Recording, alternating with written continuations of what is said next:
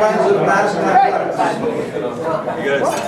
This is a very special event and honor some of the people who have made significant contributions to our athletic program and helped create the atmosphere and culture of Tiger Pride. That wasn't a word that I had ever, or a phrase I'd ever heard when I started coaching. So all of you people who are being honored tonight are responsible for that culture to be developed. It's a happy occasion, but of course it's an event. This date signifies an event that happened 13 years ago, and it was tragic and forever changed our lives. In respect to those who were killed on 9/11, especially the 4 people with ties to Madison, Diane Bullis Snyder, Peter Jelinas, Anthony Damas, and Robert Carrazzo, we'll have a moment of silence for each of us to individually honor their memory with a word of prayer. Thank you.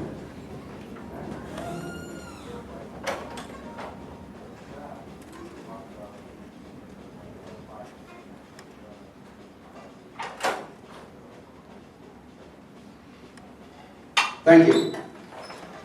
Of course, one other thing to say is on an occasion like that, to honor, remember that, we have to remember what's happened since then, and the young men and women who have given their lives, put themselves in harm's way, come home with injuries beyond our description, and we have to at all times be aware of their sacrifice for us, and that's why we can enjoy moments like this, because our liberties and freedoms have been defended and protected.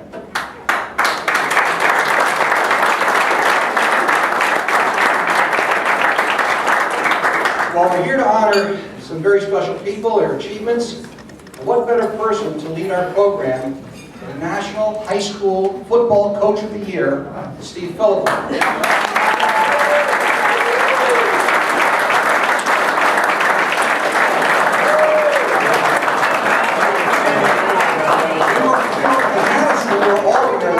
The best coach in the country.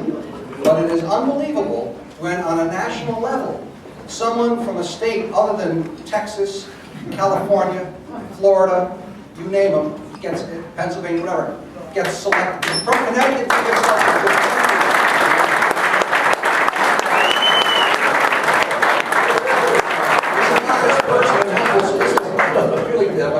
Before I turn over to Steve, I want to recognize several people. First of all, our athletic director, Craig Semple, because he was the person that got people together to brainstorm the idea of starting our Hall of Fame. So I want to give him the credit for that, and he does a great job in supporting our organization. There are also 3 prime movers in this organization. The most significant one is Chris Lehman. She is the heart of the Madison Athletic Hall of Fame.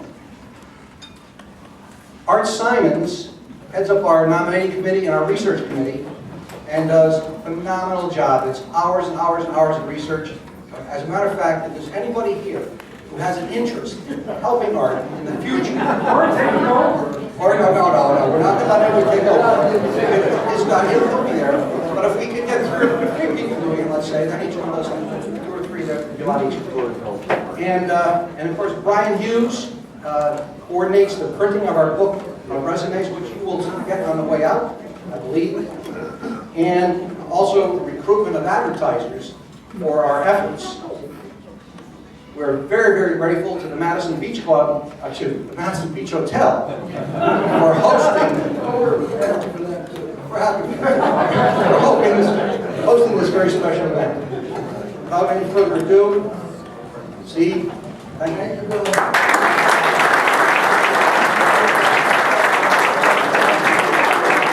I want to thank the committee, first of all, for scheduling this event the day before our opening game.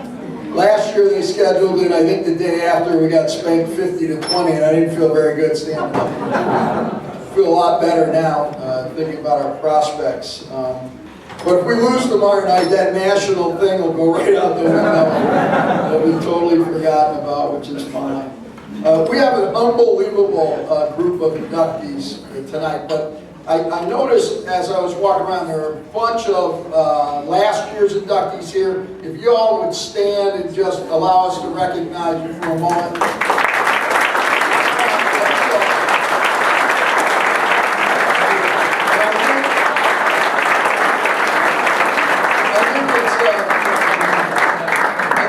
A true testament to what's going on here, the building of this kind of elite club that all of you are about to enter, that so many people who were part of it last year felt compelled to get back here and be part of it again this year.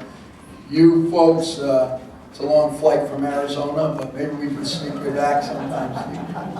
But hopefully it will always be that way. It will be a continuing effort on the committee's part, but also, interestingly enough, every member or every inductee becomes a member of the committee, so that all of you, will have an opportunity to comment on future inductees, to have a role in what we do, and I think that's an extraordinary piece of what we do. So. Lots of very friendly faces here. It's a wonderful night for Hand Athletic. Well, Madison Athletics. We're supposed to keep Hand High School out of it, right? Like, really? But anyway, we've got everything here tonight from coaches and from teachers to spinal surgeons to a sheep herder.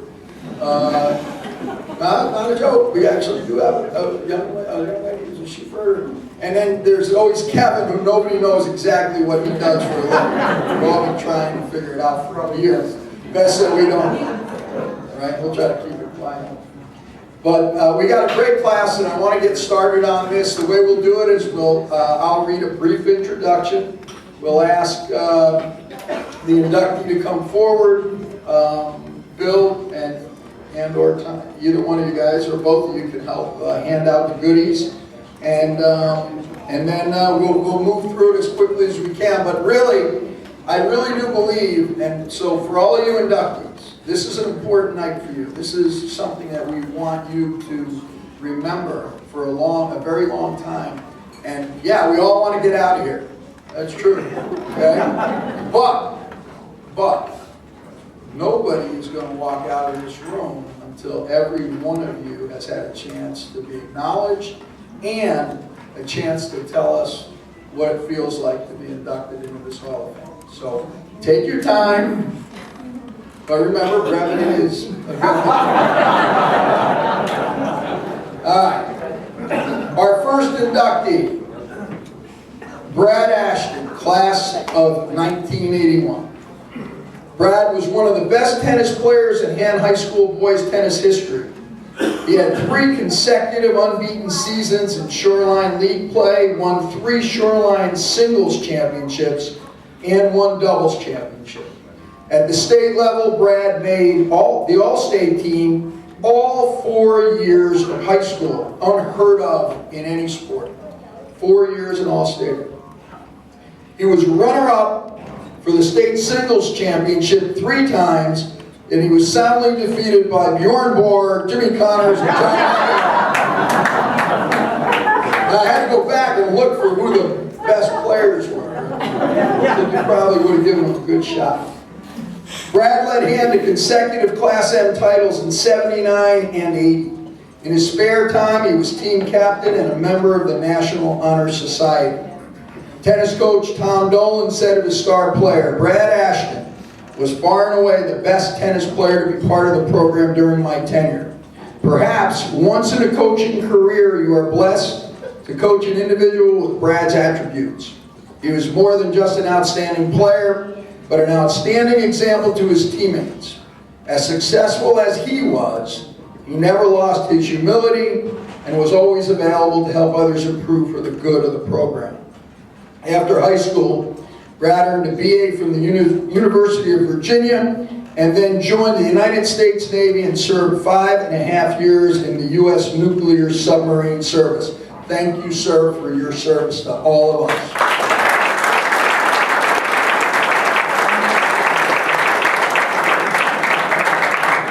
Someday you have to tell me what it was like to be in one of those stats. I mustn't have been able fun at all. I bet I don't know. Following his military career, Brad received an MBA from Duke University and for the past 15 years has worked in a variety of upper management positions in the corporate world. Brad and his wife Nancy live in Savannah, Georgia. Lucky you guys. And have 3 sons, John 15, William 12, and Edward 9. I give you Brad Ashton.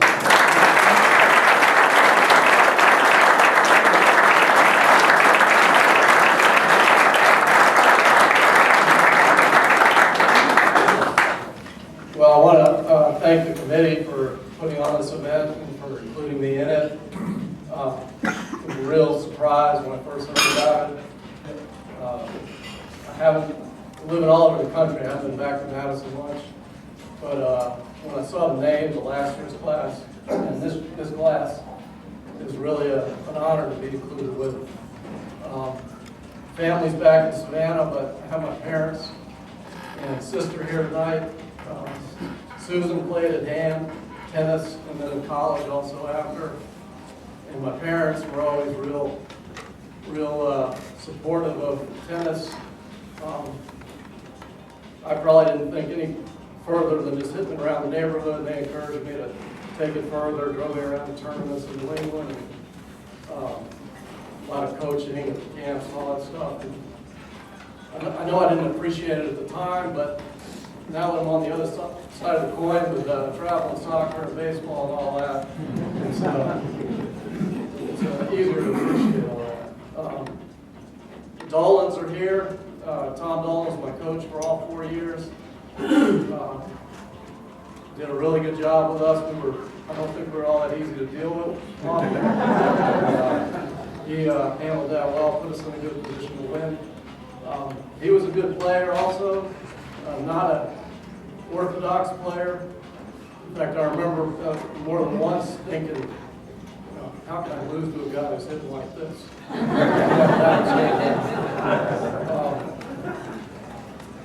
So it's really good to see Tom after all these years. We had really good parental support on the team. I see the Sadics here tonight. They were always very helpful and at the matches and put a lot of time in.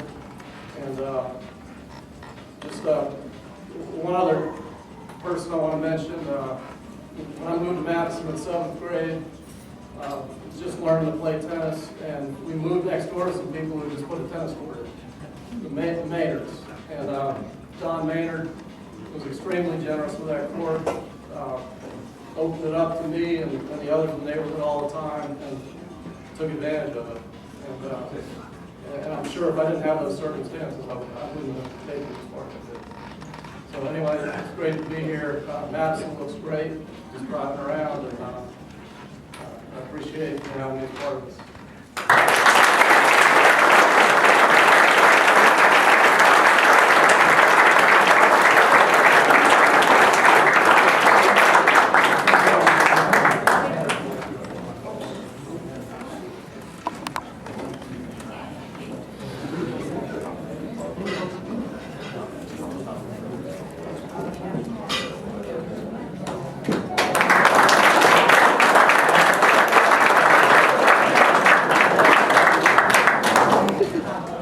Next, class of 1977, Stephen Curtin. And I tell you just a little personal anecdote here. When I came to Madison as a very young man and a coach, Steve had gotten out of Brown University and got on to med school. He came to my house one night. Larry probably remembers this. He came to my house one night after a football game. We had a little something at my house. He came and he was so charming and just wonderful. When he left, my wife said to me, Steve, and this is the honest God truth, and Steve, when I told her you were going to be here tonight, she was like, I gotta go. She said, she looked me in the eye, she said, I would leave you in a minute for him.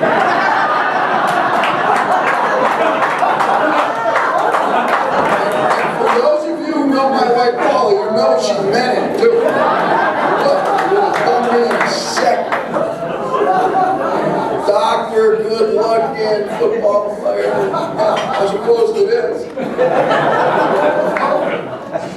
Steve Kirk, class of 1977, was a three-sport star at Daniel Hand High School. Although Steve is best known for his football exploits, he also excelled in wrestling and track. In football, he was a member of the All Shoreline teams in 75 and 76, and in 76, Steve was elected to the All-State team. He was captain of the 1976 team and led Hand to its first football state championship over a heavily favored St. Paul's team, which was the first state championship to be won by any team in any sport at Hand High School. Coach Larry Ciotti, a Hall of Famer himself, said this about Steve. Steve was the one player that put Hand football on the map. He set the standard for others after him to follow. As the captain of the first state championship team in 76, he led them to an 11-0 record. Steve's 60-yard touchdown run to win the state championship game goes down as one of the greatest individual performances in Hand history. As a wrestler, he won the Shoreline Championship in 1976 and the Class S state championship at 185 pounds in 77. He also competed for the track team where he excelled as both a sprinter and a thrower. Following his graduation from Hand, Stephen enrolled at Brown University where he lettered in varsity football for 3 years. In his senior year, Stephen was named to the All-Ivy first team. At the time he graduated, Steve was the leading scorer in Brown football history and held the Brown record for most touchdowns in a season. He was also named to the second team All-East team and was an academic All-American. Brown awarded Stephen one of its highest awards, the prestigious Broomhead Trophy for outstanding leadership and academic achievement. He got the Broomhead Trophy, and I got a wife who hits me in the head with a broom. Who wants to be, who would have left me for him. After college, Stephen signed as a free agent with the Oakland Raiders. He was the first of Coach Ciotti's former players to be signed by a professional football team. However, several injuries and subsequent surgeries ended his professional football career. He is now an orthopedic spine surgeon and was recently listed in Best Doctors in America. Stephen and his wife Tracy reside in Tucson, Arizona with their 3 children, Bridget 11, Jack 9, and Brody 4. Stephen Kirk.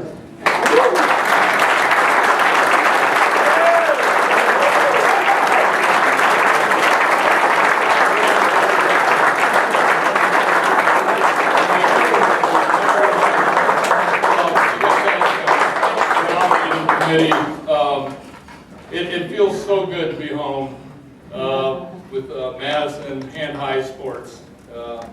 It's an honor and a privilege to be able to bring my family back, my wife Tracy, my kids, Brody, Bridget, and Jack, to a place where I had so many great memories, such a great growing up, and just such magical years. I also want to thank a couple of my co-players. Steve Hinding showed up, Tim Malone, basketball. It's just so great. It's hard to put words how special those years were here in Madison, and this speaks to it. And I would especially like to thank one person, Larry Ciotti. As coach, mentor, and friend, Larry embodied all that Hand High Athletics stands for. And he meant a lot to me and did a lot for me back in those years. And I just want to thank him and all of you. And it's just great being back. Thank you so much.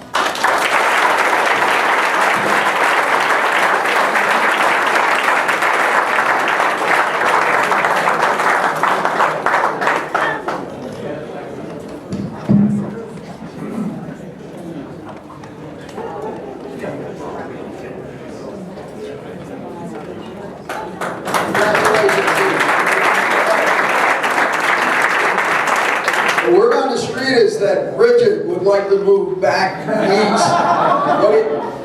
What do you say? You think we want him back here? I'd say we take him back. Our next inductee is Mary Donnelly. Mary Donnelly, class of '63, was one of the premier Daniel Hand High School athletes of her time. She starred in field hockey, basketball, and softball, which were the only sports offered to girls at that time. Perhaps her most impressive accomplishment was that she was chosen as team captain 8 times in her high school career. She loved all 3 sports, but her favorite was basketball. Bob Nilsson, her classmate and captain of the boys basketball team at the time, was known to say he wished she could do double duty with the boys team. Bob further stated that we were the same height, and she gave me all I could handle in one-on-one basketball. So it comes as no surprise that Mary played on undefeated basketball teams in her junior and senior years. After Mary's graduation from high school, she attended Vassar College. While Mary was a student at Vassar, she played basketball for 4 years. In those days, only 2 players on each team were allowed to run the floor. You guessed it, Mary was one of them. Mary played before Title IX legitimized women's sports, and she did not benefit from the immediate effects that the changes brought. Although her attitude suggests that she would not have had it any other way, and I quote, "In spite of playing before Title IX, I may have played sports in a much saner era. The few spectators who came to the games were mostly mothers. We traveled no further than O-line for games. We were home before dinner, and nobody had ever heard of a torn ACL injury." Mary's not here tonight, but let's give a rousing applause.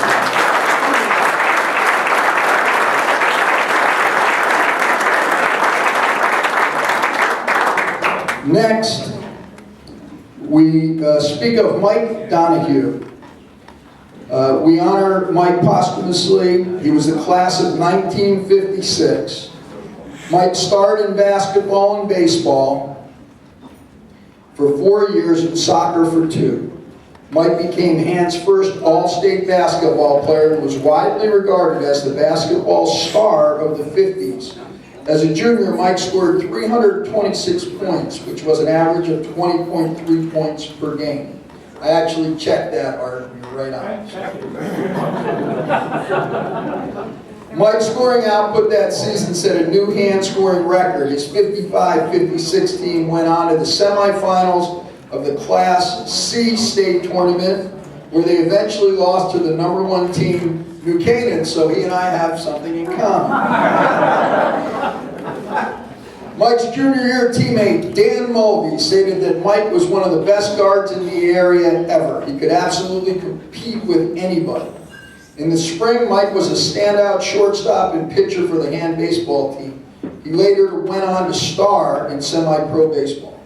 The 1956 Hand yearbook said he was the backbone of the basketball team and Hand's claim to athletic fame. After graduating, Mike attended Harvard. He lettered in varsity basketball for 3 years and was team captain as a senior.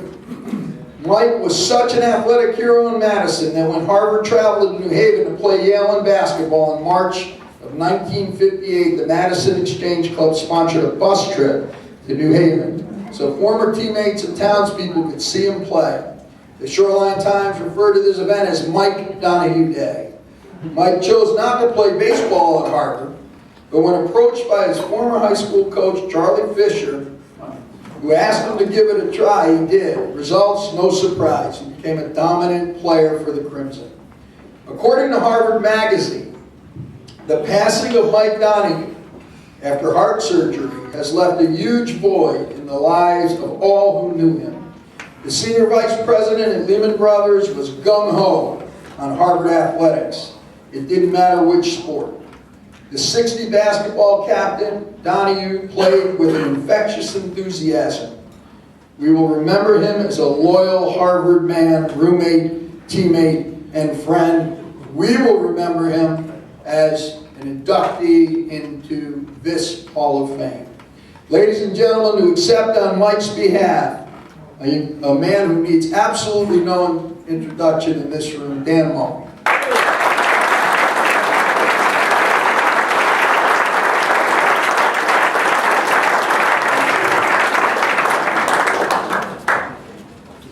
That's not the Mike I knew. Is Timmy Malone here? I need a beer.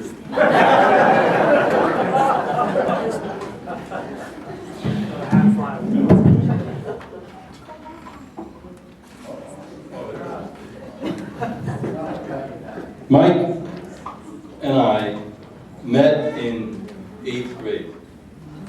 I was in 8th. No, he was in 7th, I was in 8th. And I want to tell you something. We competed thereon. It was unbelievable. They wouldn't let us play on the same intermediate team. They wouldn't let us get together because we would have killed each other. In high school, we were reunited, and we were constantly on the phone. He would call me. He says, we broke into Island Avenue School and played basketball on Sunday. We had cheerleaders. We had refreshments because they found the thing in the cafeteria. I said, did you get suspended? He says, oh yeah. But we're playing Clinton Tuesday. They'll let me off. They did. Mike was one of the most competitive athletes I've ever come across. And arguably, the best. My senior year, we won 2 championships. Not because of me, because of him. Basketball and baseball. He went to Harvard, I went to Providence. We're sitting in Pepe's after his last game with Harvard. And he said, I'm going on for the baseball team. I said, well, what are you going to play? He says, third base. He's never played third base in his life. Why are you doing it? He says, because I can. He beat out the captain and played the whole season. He played golf after. He was a 5 handicap. He played tennis. He sucked at that.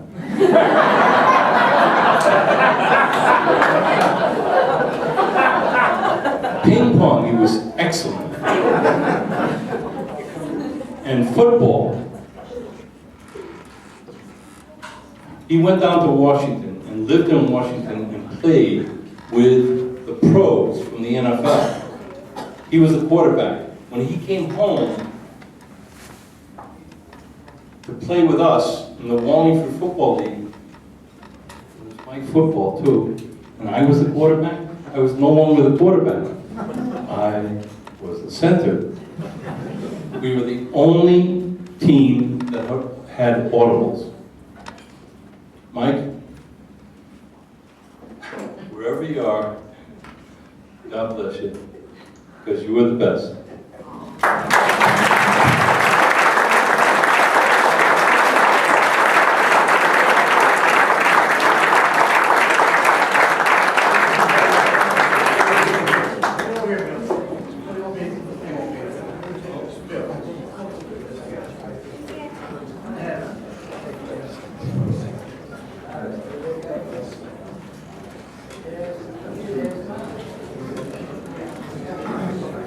Yeah, where's my beer?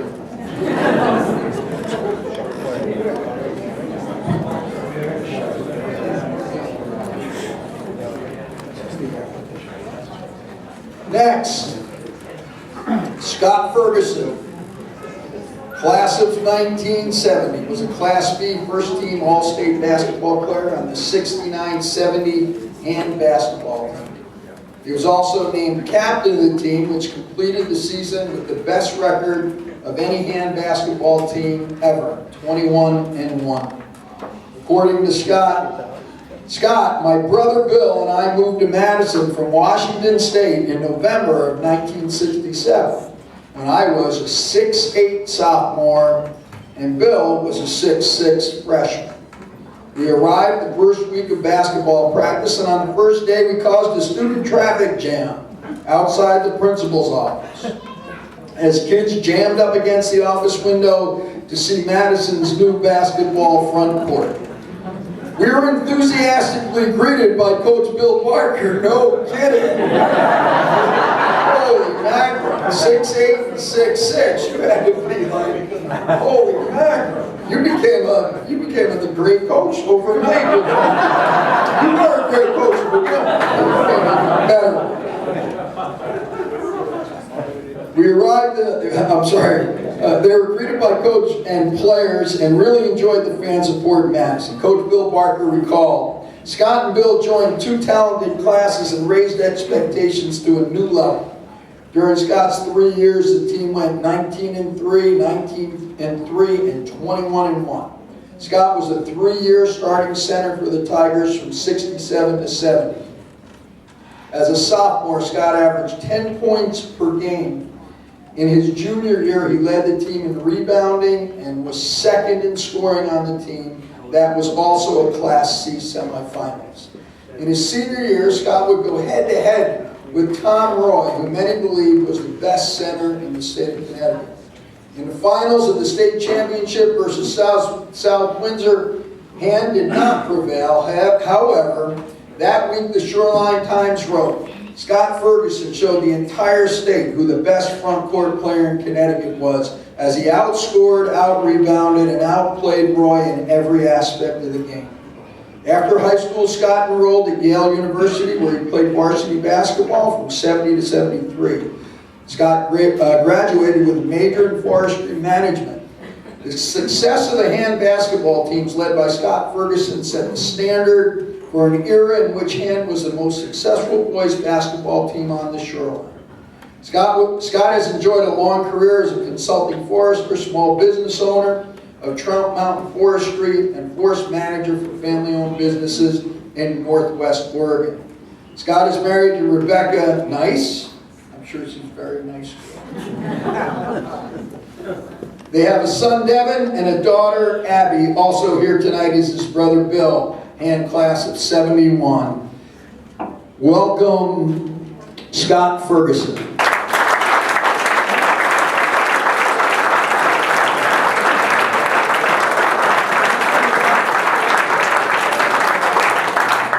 Very much. I'm absolutely thrilled to be here tonight and thrilled to be in such distinguished company. I was only in Madison for about 3.5 years, so I feel a little bit fraudulent. You know, I haven't come back, especially when I hear the resumes of some of the other inductees, so it is an honor. And thank you very much. Also like to dedicate this to my dad, who is wishing he could be here right now. He's doing pretty well. 91 years old in Portland. He was at all our games. Mom and Dad were there behind us, and he made most of my college games. So it was, you would have been like to be here. Also, my family. Here's all the stories about Madison, and it would have been nice if they'd been out. But I'm very happy that a lot of my classmates, a lot of my teammates, and some of my classmates and friends are here too. And that, you know, after you've been away for 44 years and they show up like that, that is really something special. So. Thank you very much.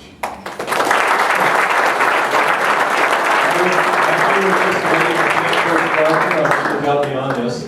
And he said something to me when I graduated. You know, you're a young man, you got through high school.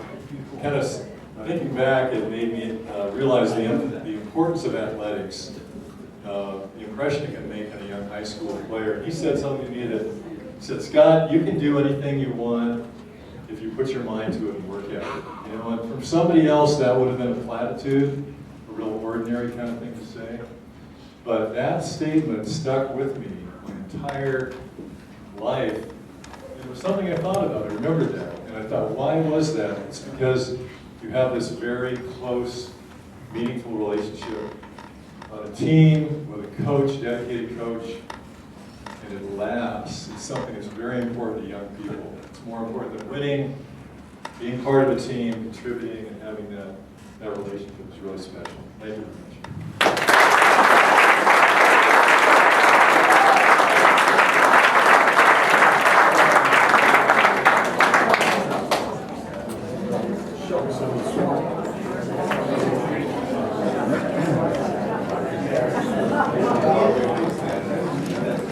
Congratulations, Scott.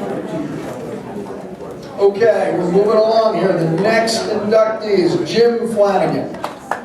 Jim Flanagan began his teaching and coaching career at Daniel Hand High School in 1977. He has devoted 37 years of service to Madison youth. While Jim has coached numerous sports in his lengthy career, he is best known for his achievements as the hand wrestling coach. Larry Ciotti, who was the first coach of the hand wrestling program, stated that from 1977 to 1987, Jim set a new standard for the wrestling program in hand and in the state of Connecticut. Under Jim's leadership as head wrestling coach, the hand wrestling team won state titles during the 77, 78, 81, 82, and 82, 83 seasons. The hand wrestling team was ranked #1 in the state at the conclusion of the 82, 83 season. Jim was honored that year as the Connecticut Coach of the Year. Jim was honored as Connecticut Coach of the Year in 87. And for any of you who wonder why we say 77, 78, the wrestling season is eternal.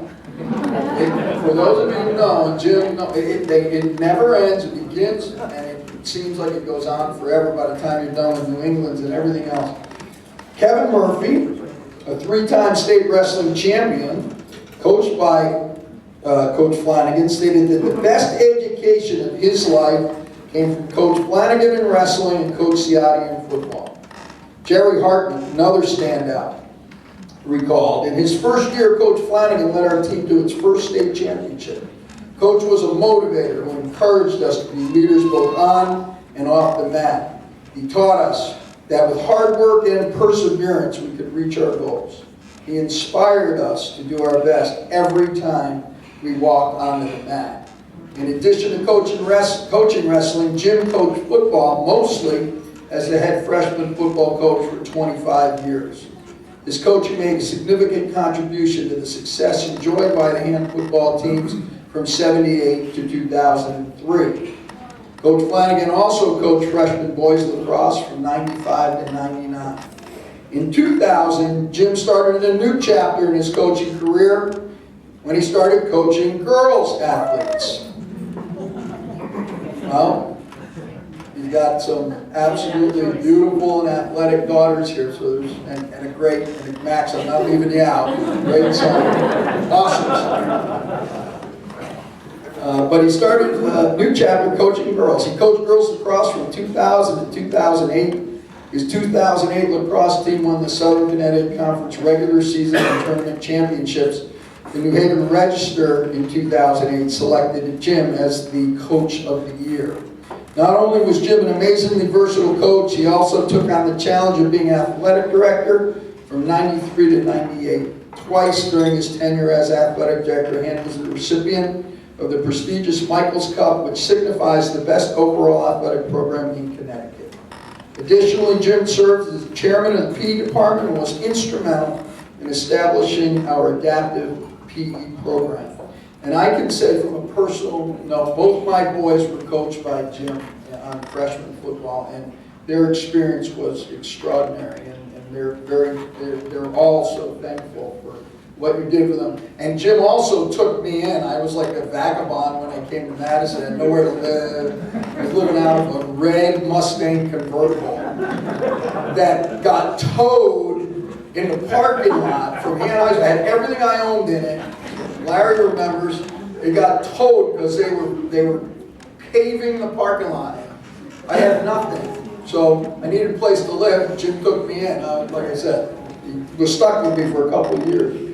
But Jim lives in Madison with his wife Joanna. They have 4 children: Kelly, Sean, Aaron, and Max. Jim's dedication to his student athletes and his versatility and skill in coaching for all 37 years makes him richly deserving of induction in the 2014 class of the Madison Athletics Hall of Fame. Congratulations.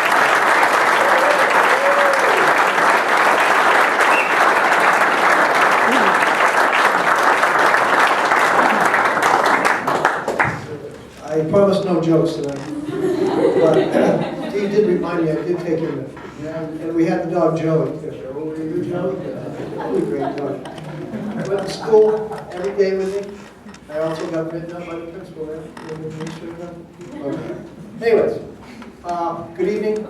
Congratulations to all our Hall of Fame recipients of the class of 2013, and obviously all the people here tonight. Again, I'd like to thank the Hall of Fame Committee for all their hard work and dedication. I have been very fortunate in my life to have a very supportive family. My father, who's here tonight, Judge Flanagan, and unfortunately my mother.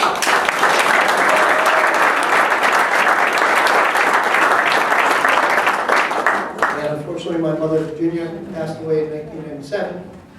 We play with us in the backyard with my two brothers, and they're here tonight, Charlie and Kevin, and my sister Sharon.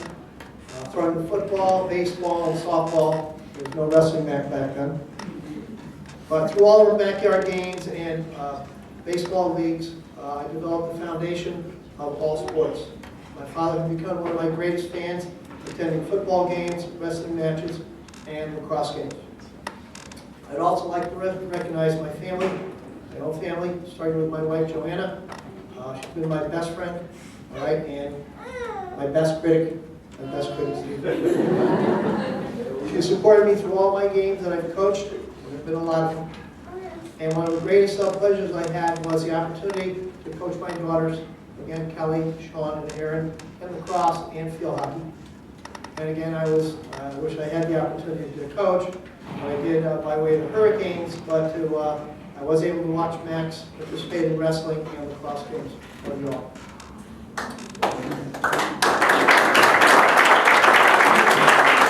I've been blessed to teach in a great community, very dedicated to athletics. And as a coach, I think I've been able to hopefully motivate some of our young men and women, again, in the sports of wrestling, football, field hockey, and girls and boys lacrosse. And I think we've strived to work on some core values, which I utilize during the summer by way of respect, pride, sportsmanship, honesty, friendship, empathy, compassion, passion, and sense of community on all our teams. And all our teams, we've tried to create, again, a family atmosphere which focuses on trust, hard work, fun, and safety. A player and coach sets goals and reaches high to develop everyone's character. There must be a commitment by all the student athletes to strive to be the best person they can be and always do the right thing. I've been very fortunate to work in the realm of wrestling with two outstanding coaches when I was coaching. One, Ken DeStephanis, who coached with me for 4 years, and another, Don Kramer, who coached with me for 10 years. And again, I was very fortunate to meet one other person in the wrestling world. He's here tonight, Mr. Rick Moyer. Right? We have scrimmages teams in Massachusetts, up in Wayland, and I've worked also with him at the Cape Cod Sea Camps in the summer, and he's been a great mentor and a great friend for me for all these years. I've been very fortunate also to work with some outstanding coaches in the Madison school system by way of Coach Bill Pump, who's been outstanding, and Mr. Larry Ciotti. They've been major influences on my life. And also with lacrosse, learning lacrosse. We had baseball back in the day, but some of the other coaches that have also helped me along the way. She got into the Hall of Fame last year, Coach McCahill, and I just received a very nice email from Frank Aaron with lacrosse also. I have two little coaching moments here I want to share with you. And again, we I think had a pretty outstanding team. The reason why, because we had great parents, we had a great school system to support us, and we had great athletes that wanted to be there and again work hard all the time. But we were down in New London at the state championship in 1982, or I think you had moved on. All right, and we weren't the 126 pounder either. All right, and our 126 pounder was wrestling out there, and there was 12 seconds left in the match. And they went off the mat, and he was behind 5-3. And if you think about it, there's no way he was going to win this match. Absolutely no way. There's not enough time. So he goes off the match, off the mat, and going aside, Jerry hit the near side cradle. All right, Jerry cradles him, takes them over, gets a 3-point near fall. Jerry wins state championship, Class 7 state champion. What a great thrill for him and us. Another great coaching moment too, with the girls varsity lacrosse. There were 2 divisions in girls lacrosse back then, and we happened to be in the best division because that's where they placed us. And our record that year was 9-8. We didn't have a real good team, but we had a lot of girls that worked hard, and that was one of our goals that year. But we happened to draw the 13th seed in the state championship that year, which meant that we were going to cross bracket and play the number 4 seed team. Well, during the season, we played the number 4 team already, and it happened to be Concord High School up in West Hartford. And we had played them in early April, and they had put a beating on us 18-5. We're like, well, we got to stretch a little bit here. We got to really pull something together and beat these guys. So our goal was to cause the greatest upset in Division I girls lacrosse that year. Our theme for the week was miracle. We would be the team to upset Concord. After each practice, we watched 10 minutes of the movie Miracle. Right? Before we got out of the bus and after each timeout during that game, we would tell the girls, you gotta believe, we can do this. We led at halftime 5-4. With 2 minutes to play in the game, it was tied 8-8. We lost the game 9-8. But again, for us and for our girls, what a great way to end our season. The girls played with all their heart and left everything on the field. I've always enjoyed all the hard work needed to get a team ready for competition. One of my greatest quotes comes from a famous football coach, and he said, it's not Coach Wilpon or Coach Sadie, but it could be. When you want to win, you have to teach. When you lose a game, you have to learn. The quality of a person's life is in direct proportion to the commitment to excellence. Tom Landry, Dallas Cowboys. Thank you so much for this time.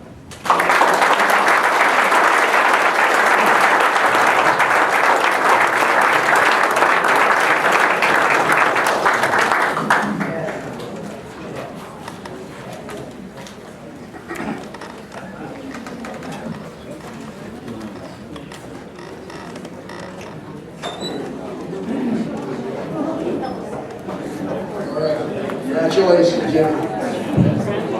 All right. Next, Sandy Gavin Ashmore. Sandy's from the class of 1980, was a star athlete in tennis, basketball, and softball. While attending Daniel Hand High School, Sandy was also an excellent leader who captained all 3 sports. As a tennis player under coach Vicki Crompton, Sandy was instrumental in the tennis team winning the state championship in both 79 and 80. And in her junior year, she won the state doubles championship with her partner, Michelle Bashad. In basketball, Sandy was selected to the All-Shoreline team for 4 years. Sandy also received All-State recognition twice. In addition, she was named to the All-New Haven County team twice. In Sandy's senior year, she was honored as one of the top 15 players in New Haven County by the New Haven Tap-Off Club. On February 6, 1980, Sandy scored her 1,000th career point versus North Branford and became the first hand basketball player, boy or girl, to score more than 1,000 points in their career. Sandy was a member of the Shoreline Championship softball team in her sophomore year, junior, and senior years. She was named to the All-Shoreline team twice and to the All-State team in her junior year. Softball coach Willie Rose recalled Sandy was a great shortstop with outstanding physical attributes, great arm, range, and footwork. Sandy then attended UConn, where she started in both softball and basketball. After 2 years, she was offered a scholarship to play basketball. As a basketball player, Sandy was a point guard, 3-time captain, assist leader from 1980 to 1984, and left UConn with the 2nd highest assist total in Husky history, men or women. Sandy, you bet.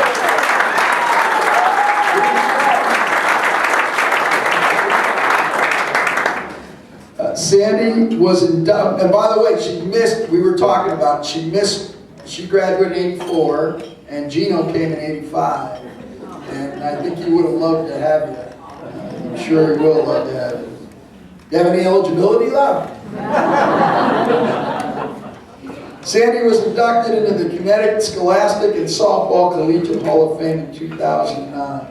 Sandy's tennis coach, Vicki Crompton, said of Sandy she was a role model for other athletes, even as a freshman. Sandy could be counted on to work hard, be respectful of others, and be a team player. As a leader, she was reliable, considerate, and eager to mentor younger athletes. Sandy earned a BS in physical therapy from UConn and began her career at Gaylord Hospital in Wallingford, Connecticut, where she specialized in neurological rehabilitation. She is now a stay-at-home mom in St. Louis and enjoys volunteering exercising and gardening. She's married to Craig Ashmore. They have 3 children, Kelly, 21, a senior volleyball player at Providence College, Sarah, 19, a sophomore at Boston College, and Ryan, 16, a junior at Whitfield School. Sandy Gavin Ashmore.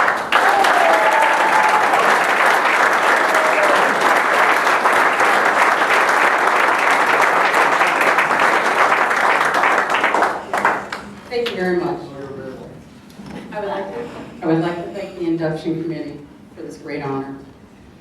I'm honored to be included with all the great athletes, coaches, and administrators from last year's class and this year's fellow inductees. First, I'd like to thank my parents, Ed and Jan, who are no longer with us and who love this town immensely. They were so supportive of me and gave me so many opportunities. Also, my brothers and sisters, all of whom except Lisa graduated from Han and were great athletes themselves. Connie, Eddie, Jimmy, Tommy, and Lisa. We were always playing games in the neighborhood or in the driveway, and we were always pushing each other. I would like to thank my coaches, Vicki Crompton, tennis, Jim Bombassi, basketball, and Willie Rose, softball. All were great coaches whom I respected, admired, and enjoyed playing for immensely. We always had very strong softball teams at hand. Willie was a tremendous coach. She could develop any player, and she ran the best practices.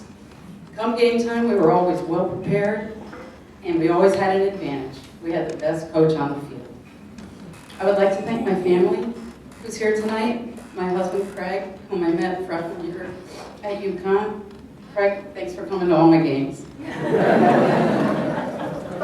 Our daughters, Kelly and Sarah, who we're very proud of, are here. And our son, Brian, he couldn't make the trip because he had soccer. My nephews, thank you for coming. Chris, Sean, and Brian, Gavin, and my sister-in-law, Dottie. And lastly, and most importantly, I want to thank my teammates.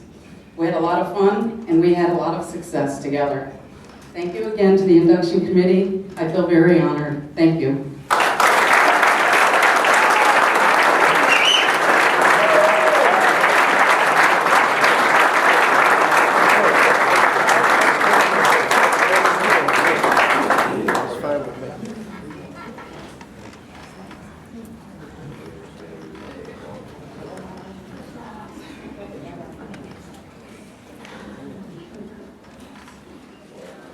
Moving along, next, Bob Islo.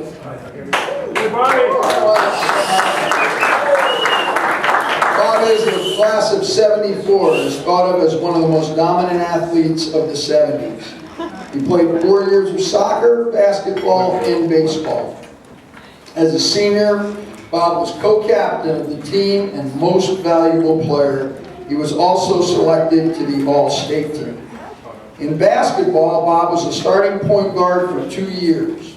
In 1974, Bob was a member of the Shoreline champion boys basketball team who went on to the state championship game that year, where they lost to St. Paul's High School in overtime.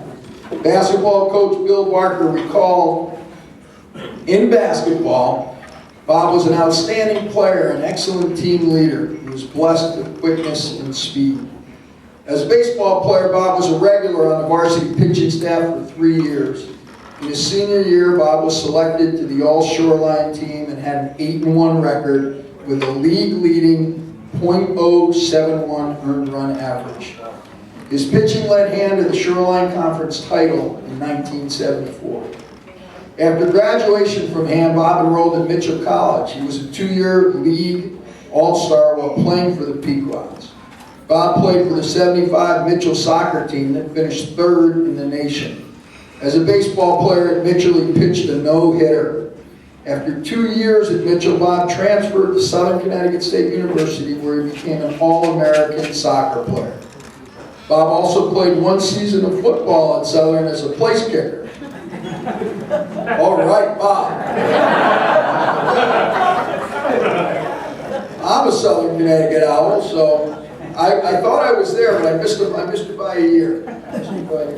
In Bob's senior year at Southern, he was drafted in the 4th round by the New York Cosmos of the North American Soccer League.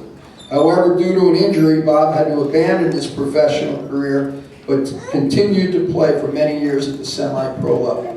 Bob currently lives in Salt Lake City, Utah, with his wife Kim Punzelt Islip, a hand graduate.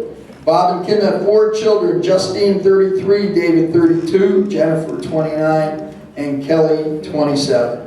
I give you Bob Islip.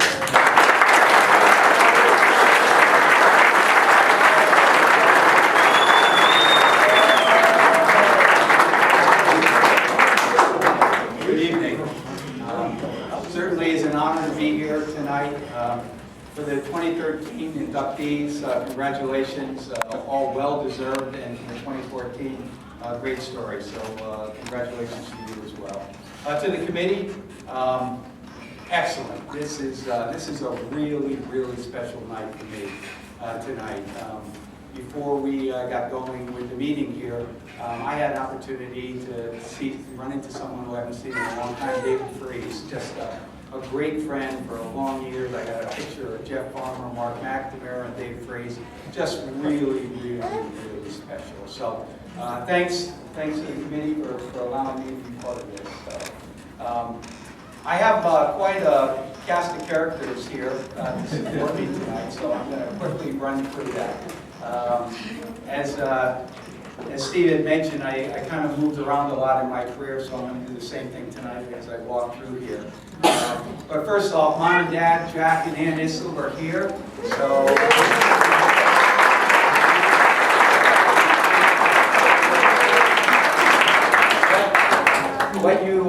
what you didn't hear is that I was a little bit of a troublemaker. I was a really small kid, so I needed actually a lot of protection in my life. So 2 years, I had a brother that's 2 years older than me, Jack, that was probably the strongest kid in the high school. So he kind of took care of me for 2 years. So Jack, thanks for coming out. He moved on. I had to get somebody else. So Kim's brother, Ken comes on.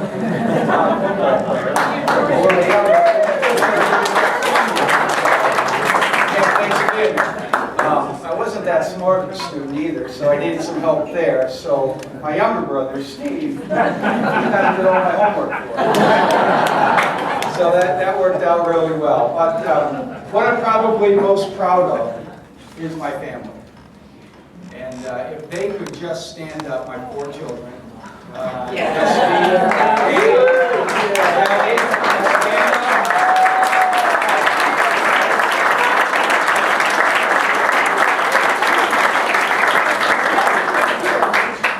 Now, there's a few people in the room that know this, but a lot of you probably don't.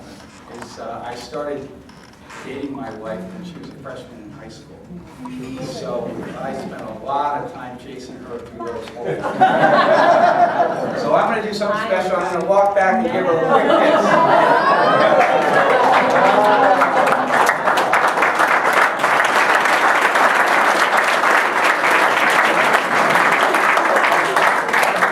So the last piece, and then I'll turn the mic over to the next person, is I just really want to thank all the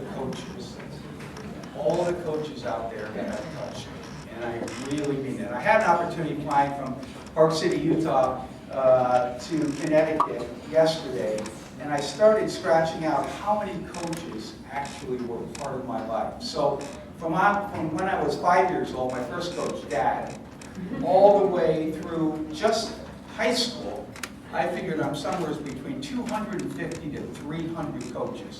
When you think about that, when you think about Little League, you have your head coach, you have 2 assistant coaches, you have a batting coach, you have a running coach, and it goes on and on and on for every sport.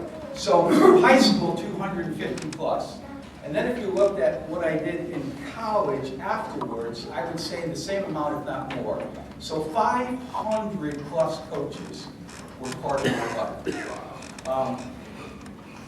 I don't want to say that it was just around athletics. They made me better with sports, there's no question. But what they made me really good with, what I think, is giving me the tools of life to actually create a family and to actually create a business environment, to actually go out in the business world and do the right things. When I sat down, I was thinking about this, I said, what's really the difference between a coach and a business manager? I mean, a coach wants to win, right? That's probably the #1 thing. You might not come out and say it, but that's very, very important to a coach. To a business manager, it's really the same thing. You've got a goal to hit, you've got to achieve that, or you might lose your job. The next thing might be support. You've got to support your people. So if you're a coach, you're going to support them in high school because you want to make them better so they can play in college and then maybe even into the pros. And if you're a business manager, it's really the same thing. That if I get an inside sales rep, I want to make them an outside sales rep, then I want to make them a national account manager before you know it, then a sales manager. And then if we look at how you support them and then how you motivate them, it's really the same thing. So I've been blessed in my business world that I really had 500 plus managers before I actually went into the business world. So I just want to say, starting with my dad again, as my first coach, all the way through my whole career, thank you to all those coaches out there that gave up their weekends, that gave up their nights, that spent money on travel teams and all those things that were so important to me. So with that said, thank you, coaches.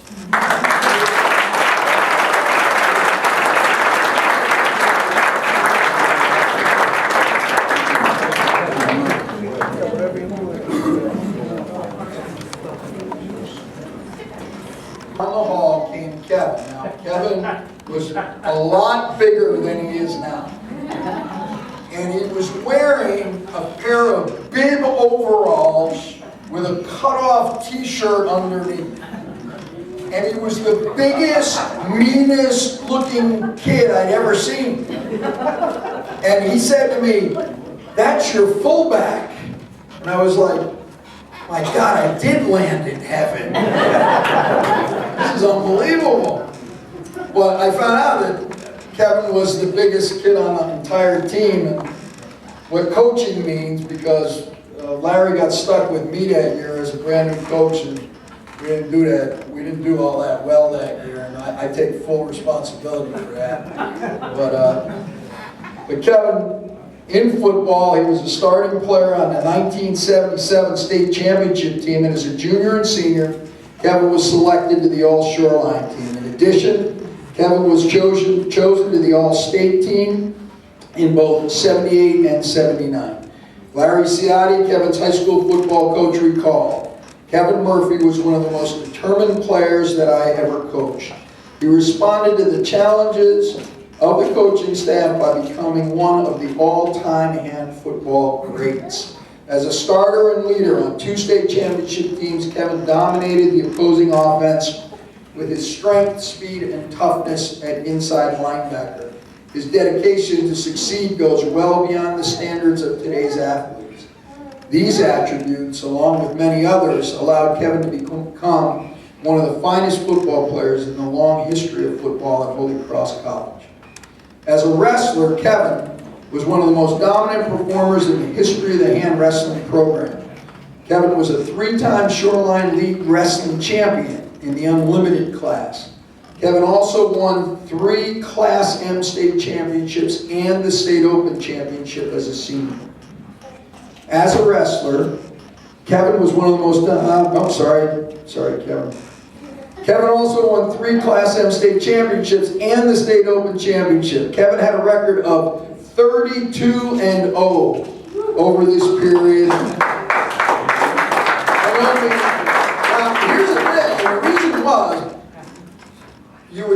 you know, imagine yourself being the fat kid from the other school who's in the unlimited class.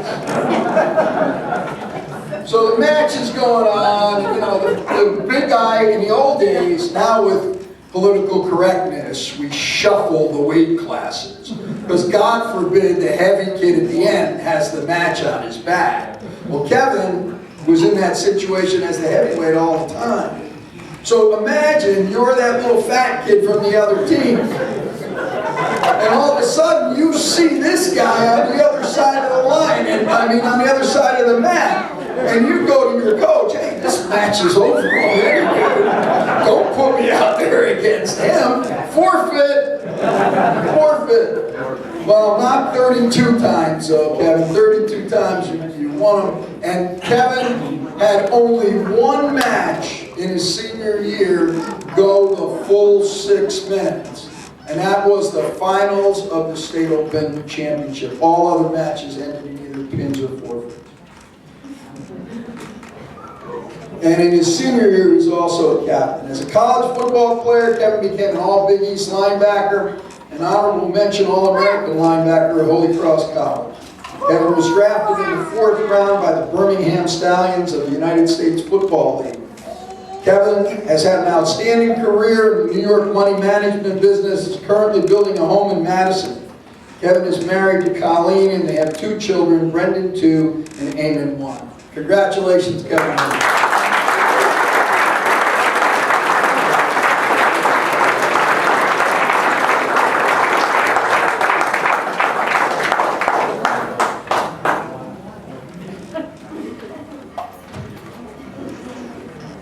I was told to keep it brief, so I tossed the last couple pages. I'd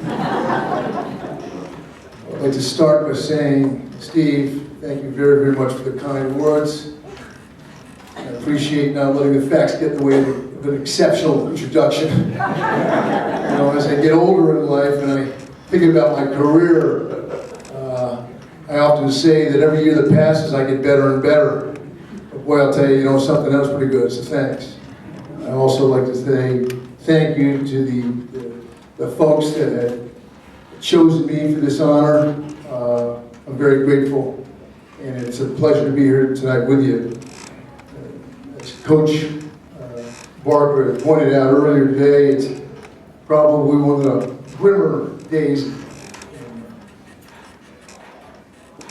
in our country's history on 9/11. And I'm glad to be here tonight, creating a fond memory for years to come. So, congratulations to all of you here tonight. And it's nice to have a memory that we can actually rejoice in and look back on 9/11 and say, you know, a good day being part of the group. So, thank you. A couple of weeks ago,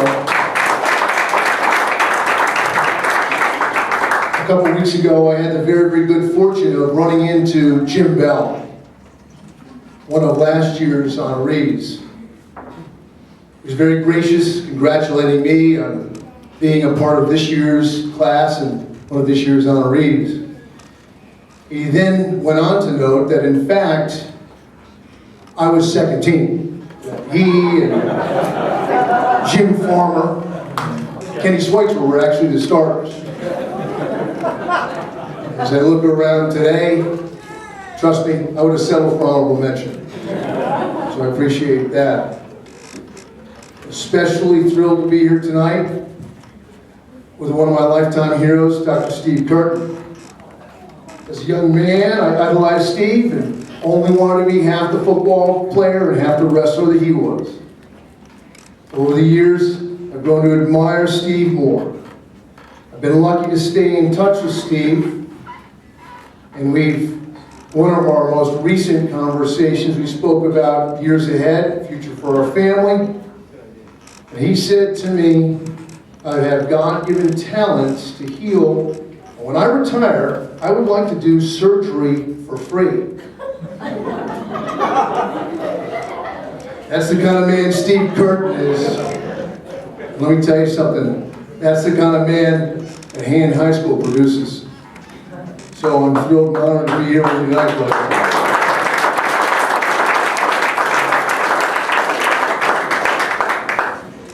The Lord loves a cheerful giver, Steve, and God loves you, buddy. Bridget, Jack, Brody, I know you're proud of your dad, and so am I. There are others here tonight that have had a meaningful impact on my life, and there is one that is not my father, John. Dad was an intelligent, humble, beautiful man. He was the best dad. He was also incredibly proud of his 6 sons, and he prayed for us for 1, to have a strong faith in God, and 2, to be very well educated, and 3, for me and my 6 brothers to love each other long after they're gone. Well, 2 out of 3 is not bad. And I'm not talking about you guys back there. You guys are awesome. I'm glad that Paul and Mark and Justin, 3 of my brothers, are here with us tonight. One day in high school, my father sat me down and he looked quite concerned. He said, "Kevin, I've got 6 highly intelligent sons. And where the apple doesn't fall too far from the tree, after reviewing your SAT scores, I think there was a hill involved." So he was also very funny, given the fact that he did go 2 for 3. As Coach Philippo noted, we actually went 2 and 6. My senior year in high school, actually, I was the captain of the first losing season in hand history football. Appreciate you leaving that out, brother. But as I say, you want to take the good with the bad, and thought I'd just mix it in. But at a young age, my father knew I had a very keen interest in athletics. Wasn't really a strong suit for my dad. 4 years, he thought a nose guard in football was just a piece of equipment. He was smart enough to turn me over to Coach Larry Ciotti and to Coach Jim Flanagan. Both of these men helped shape my life at a very, very young age. They taught me how to win, and they did teach me how to lose. I remember in high school telling my father, my senior year, I am going to quit football. In return, he looked calmly at me and said, "You're going to quit football when Coach Larry Ciotti tells you you're quitting." A large part of my education was learned on the mats and in the field, and for that I'm very, very grateful. Coach Ciotti, you know this, but I felt compelled to share it tonight. You are one of the most important men in my life. In conclusion, I've had many extraordinary blessings in my life, but nothing has brought me more joy and satisfaction than being the father to my 2 boys, Brendan and Eamon. I also could not be more fortunate and honored to be the husband to my beautiful wife, Colleen. I love you. Thank you again for having me here tonight, and congratulations to all the honorees.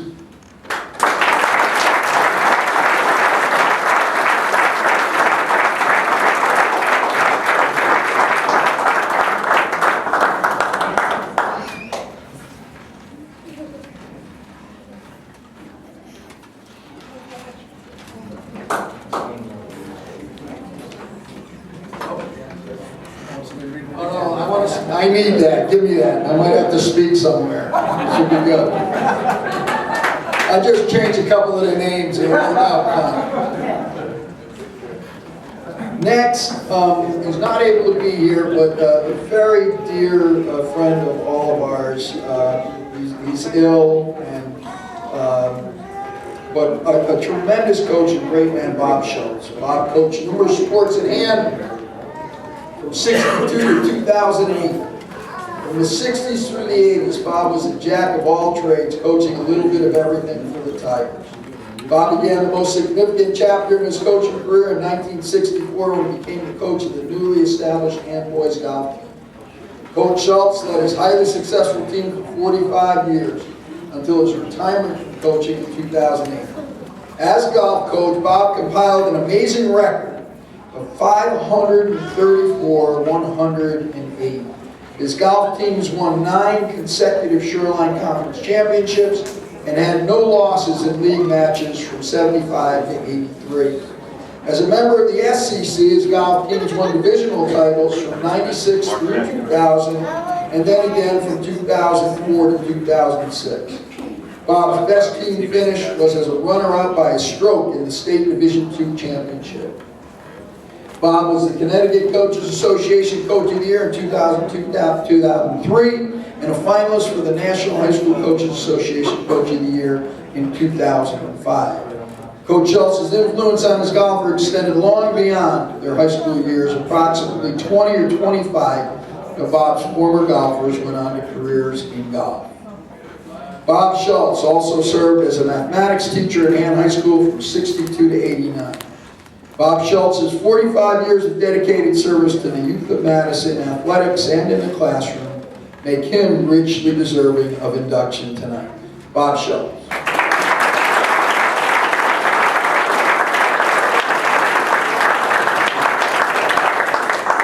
The next inductee is Pat Schonk, and Pat passed in 1997, as most of us know. You know, I just want to say one thing. You know, as a football coach, Larry, I'm sure agrees 100%. On a Friday night, when you listen to that band that Pat started.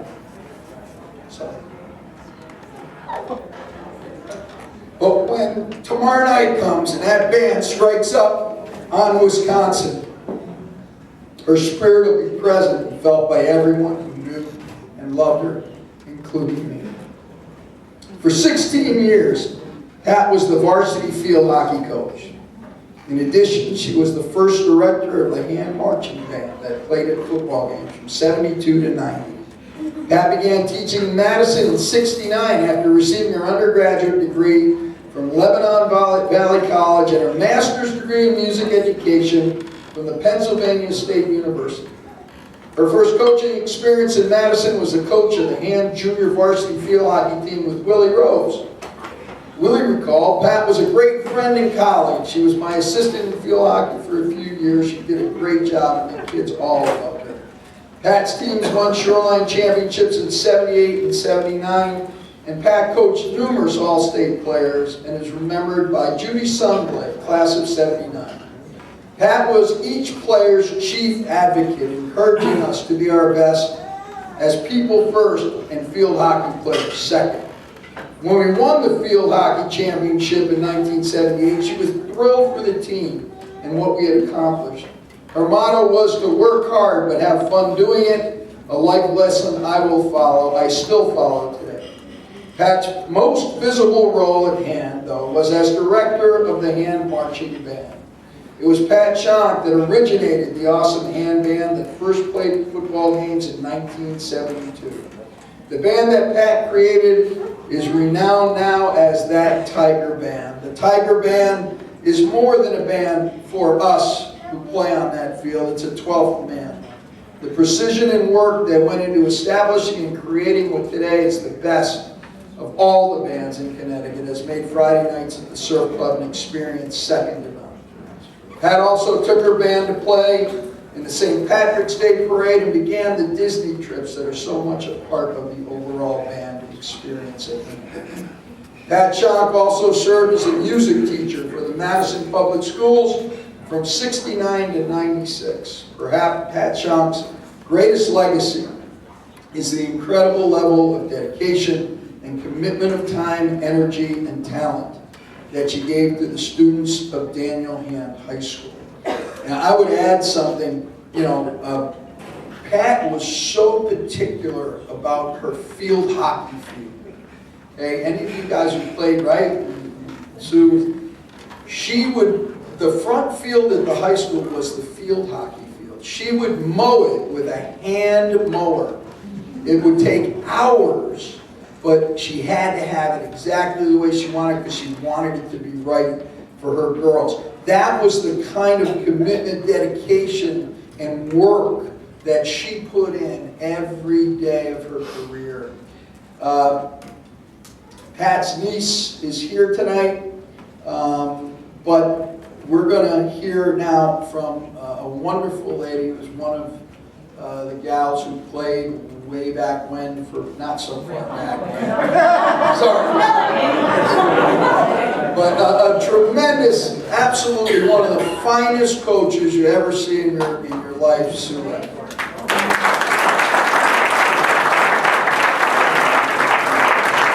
least I didn't wrestle fat kids.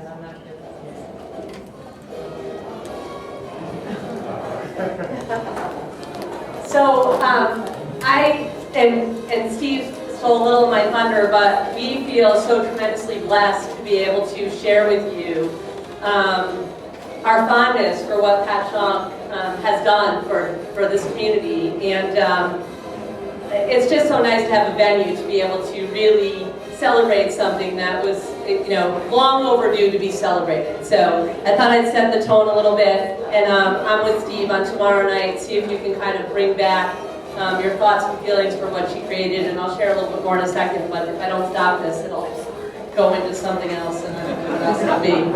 So John Gage, who was our current band director, shared that with me, so I would be able to share it with you. And he also shared with me that he feels, incredibly overwhelmed with the footsteps that he follows in with Pat Schonk and Rich Fasano.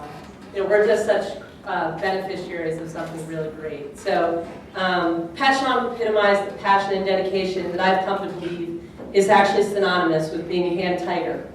And Pat's niece, Jen Diebler, and her grandniece, who is also an athlete that Pat would be very proud of, is here with her, with her dad and her little sister, to celebrate Pat's memory. I believe her commitment to Daniel Hand High School and the Madison community created traditions that we collectively value and still celebrate every fall in Madison. If my thoughts are a little bit of historiography or my version of reality, I apologize, but I was a small young girl in the Madison community, and my memory was obviously impressionable at the time. Pat's passion and dedication were always prevalent to me at an early age when I would go to the football games. I remember the band instructor, so serious, perched on the railing of the surf club bleachers, wooden, right? In her very official gold and yellow uniform, ready to compete. She and her band were part of the competition at game time.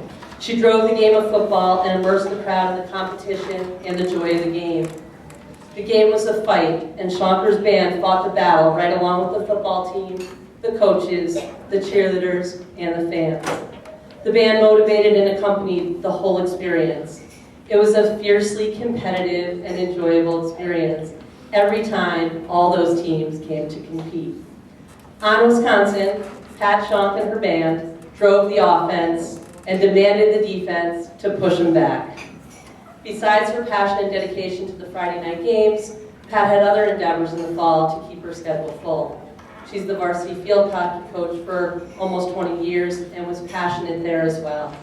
She pushed everyone to be their best, even if their best was maybe not so good. She believed in inclusion and encouraging all players to compete every day to be better. She brought her dog Dusty to the field and trusted her team to be an extension of her family. She did what she could to make connections and to demonstrate what passion and dedication looked like every single day. In field hockey and with her band, it was always about helping anyone appreciate what it meant to give their best and to reap the reward of that effort. Here's something you probably don't know about Pat Schonk. Pat was the first Paw Fairy. She started the tradition that's still going strong today. On the morning of our games, we'd open our lockers to find a fireball and a personalized little note of encouragement for the game ahead. It was like the tooth fairy had arrived in the locker room. For seasons, we played on that front field with our fireballs, motivating us. And it was a shrine in the front field, as Coach had pointed out. The shrine was cut 1 inch thick to the ground and beautifully maintained by Shankar herself, protected by telephone poles that she personally had delivered to the field to protect it from the donut-making 70s lads in town. And some of you are probably amongst us today.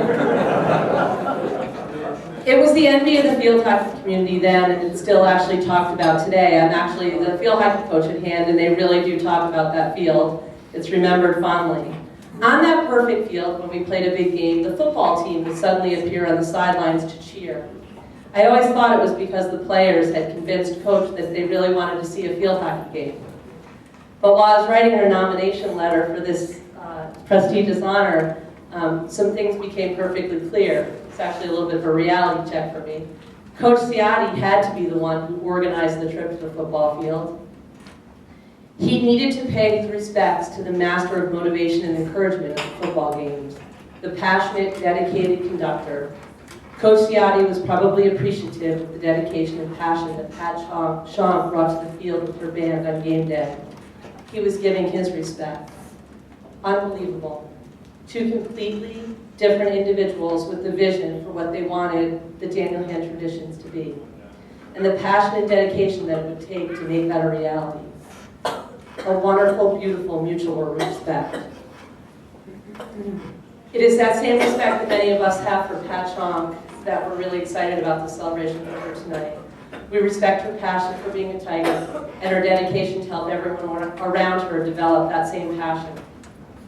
Pat Shaw helped to create the memories and traditions so many of us hold so dear. On Wisconsin, the Paw Ferry, the halftime shows, the respect for the game of field hockey, get that part in, and the competitiveness to be the best. I'm tremendously fortunate that I played for Pat Shaw, and I'm very proud that we finally celebrate in a brand new way the contributions that she made to our athletic community. When we go to the game tomorrow night, or at any game in the future, and hear the fight song and see the band compete along the sidelines in the football game, we're experiencing the legacy of Pat Shaw. She was a dedicated and passionate Daniel Hand Tiger, and I think we are tremendously lucky that she chose Madison to make her mark. So congratulations.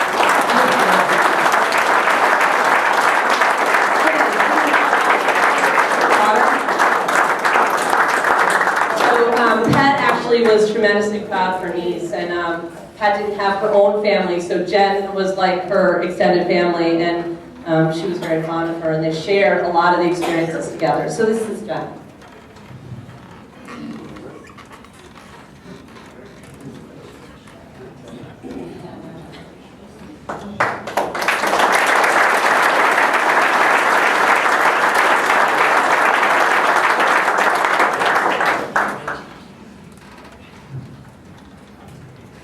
You want this, Sue? Because I'm going to have quite a library when we're done. Kevin, you can have it. Really? Kevin, are there any like insider trading tips on the back of these or something I might be able to take advantage of? No? Anyway. Next, Melissa Todd Arms. Melissa Arms, class of 1995, was one of the greatest gymnasts in the history of the highly successful Daniel Hand High School gymnastics program. As an athlete at hand, Melissa was a member of a team that won the state championship in 1993 and the Southern Connecticut Conference Championship in its first year in 1995. Melissa was an all-state selection each year of her high school gymnastics career. The Shoreline Times season preview for gymnastics in '95 said, "Tot could be the best all-around gymnast in Connecticut again." In that year, she won the New England Championships on floor, vault, and the all-around. The New Haven Register recognized Melissa's stellar achievements by selecting her as New Haven Area Athlete of the Year in both '94 and '95. In '95, Melissa represented Han and Connecticut at the high school national championships. Coach Steve Reedus recalls of Melissa, "Some compare gymnastics to art. The apparatus is the canvas, the athlete, the paint. Melissa added color to the sport. She was truly an unpretentious champion and a joy to coach." After high school, Melissa attended Rutgers University on a gymnastics scholarship. She excelled and received many honors, both scholastic and athletic. Upon graduating from Rutgers, Melissa returned to Madison and began teaching for the Madison Public Schools in 2000. In 2005, I hired her as the head gymnastics coach. I was athletic director for 6 weeks. Maybe a little longer than that. But I was athletic director, and I remember when the opportunity came to get Melissa involved with our kids as a head coach, there was absolutely no doubt in my mind. In 2006, her team won a state championship and placed 3rd in the New England's. Melissa was the New Haven Register and CIEC Coach of the Year in 2006. She also represented Han in Connecticut as a coach at the high school national championships. Upon leaving coaching, Melissa started judging gymnastics, and in 2008, she was a judge at the high school national championships, becoming the first woman to compete, coach, and judge at that meet. She currently teaches 7th grade math at Polson Middle School and remains an active judge and member of the CIEC Gymnastics Committee. And I have something that I kept on the wall of my office for many, many years till I retired. It was stuck right on the wall. It was an article in the New Haven Register. I don't remember exactly what it was for Melissa, because you got so many awards and so many great things. But it was an article about Melissa. It showed her going over a vault or something, and in it she said, my dream was to play football for Han High School. Honest to God, I kept it on the wall. And she's just been a favorite of mine in every possible way forever. She's married to Brian Arms. They have a son, Sean Six. Melissa Arms.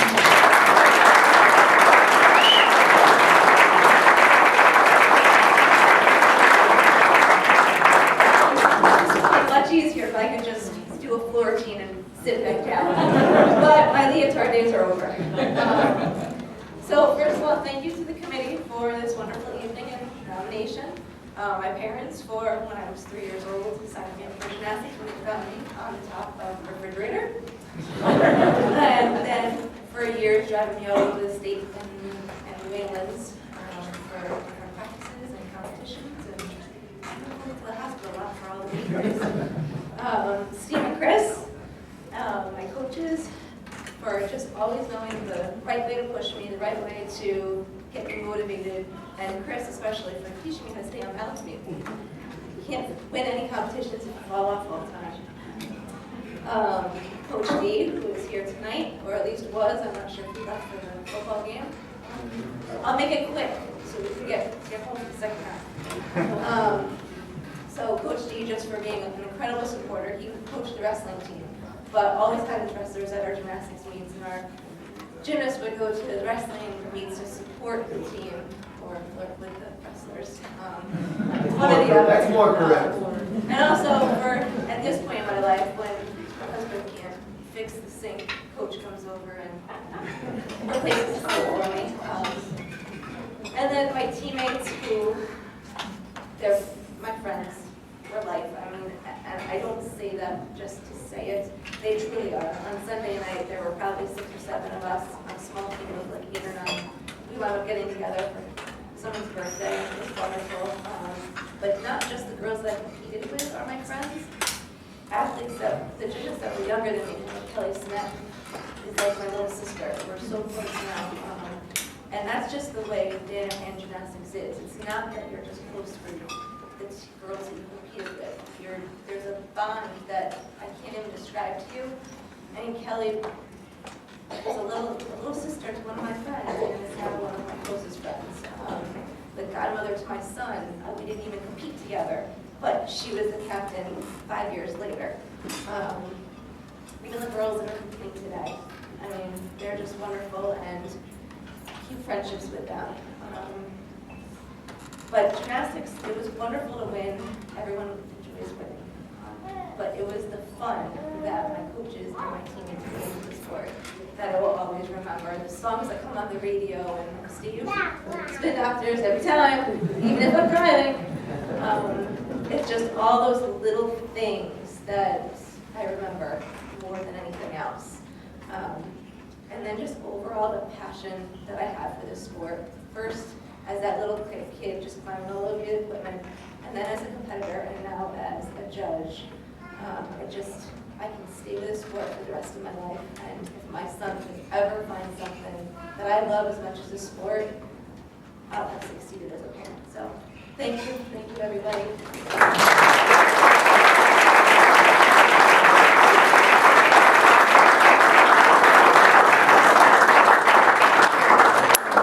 To honor special people who have made an uncompromising commitment to Hand High School athletics.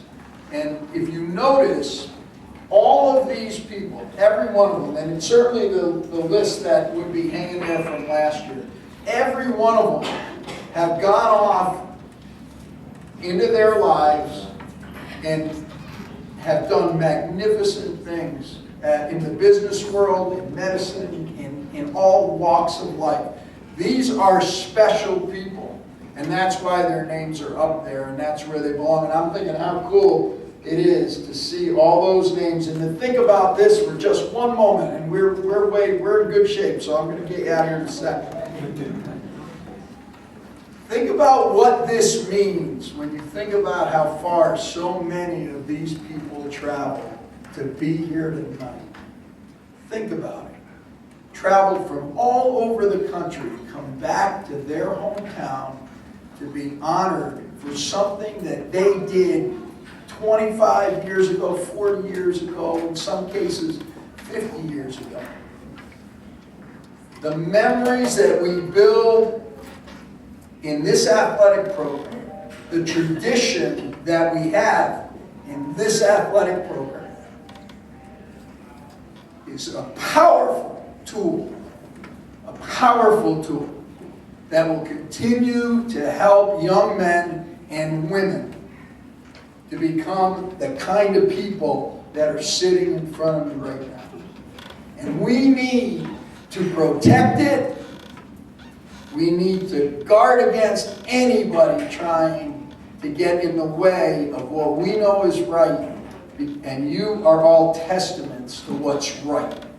And the people that we honor here are extraordinary, and they deserve everything that they get. So let's keep remembering that the momentum that was created last year, I said this last year, the momentum that was created last year, the momentum that is carried throughout this year continues. That we don't forget that the only way we can be successful in the future is to recognize those people who have made a significant difference in the past. So congratulations, God bless, and have a great day.